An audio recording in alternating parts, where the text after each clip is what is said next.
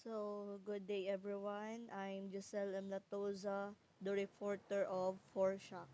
So, this topic is related to an earthquake or foreshock is a happening before the main shock happened. So, to explain more further, let us have a definition.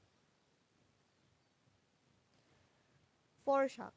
Foreshock are earthquakes that precede larger earthquake in the same location. An earthquake cannot be defined as a foreshock until after a large earthquake in the same area occur. So, which means a foreshock is the preceding shocks happen before the main shock. So, yung pagyanig na mahihina before yung pinakamalakas na pagyanig, yun yung tinatawag na foreshock.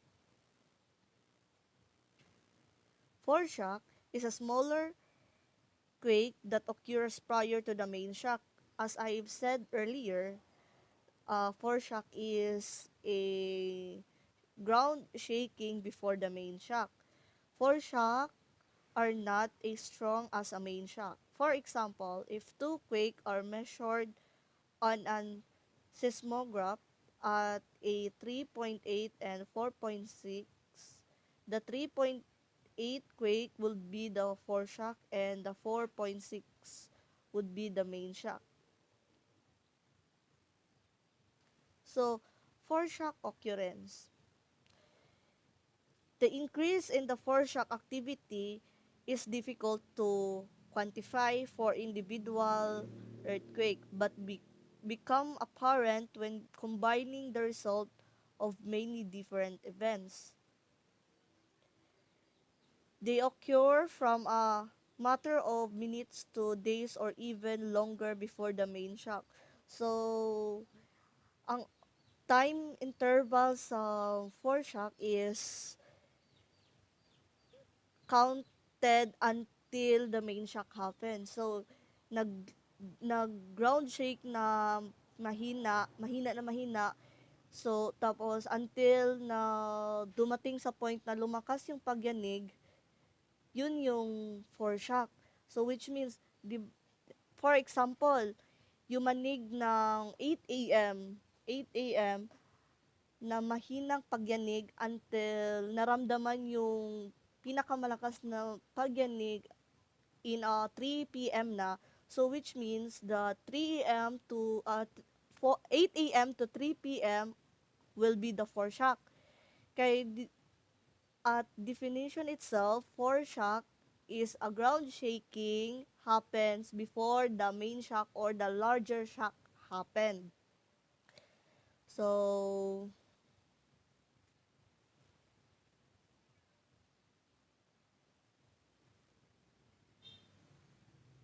foreshock is a small quake that occurs before the main shock happens. So, murag nagbalik-balik na lang siya, pero that is the difference of the occurrence of a foreshock. The foreshock mechanics. The observation of foreshock associated with many earthquakes suggests that they are part of a preparation process prior to nucleation. In one model of earthquake rupture, the process forms as a cascade, starting with a very small event that trigger a large one, continuing until the main shock rupture is triggered. However, analysis of some foreshock was shown that they tend to relieve stress around the fault. So, this is a example graph. So, at the other side of the slide is a example of a graph that show the cumulative foreshock number happened before the main shock happened. So, the effect of the foreshock. Foreshock are less likely to do damage than aftershock because they are smaller in magnitude. You might even think that they could be used to predict earthquakes since we can measure seismic activity the movement of the ground on a mechanics called a seismograph. So, the foreshock effect. We can say that the foreshock effect is like the main shock and the aftershock, but less harm to the people or to the community. They have the same effect of ground shaking, but the difference of the ground shaking happens is what's it called that the magnitude of the shaking or the effect of or ang kakusog sa ground shaking. So as the foreshock define itself nga, it is a smaller wave happen before the main shock. So, hit, pa, pag nangyayari yung foreshock, walang masyadong economical and physical damages happen to the Earth's surface. Unlike the main shock and the aftershock na they created massive magnitude or massive wave shock that could shake the ground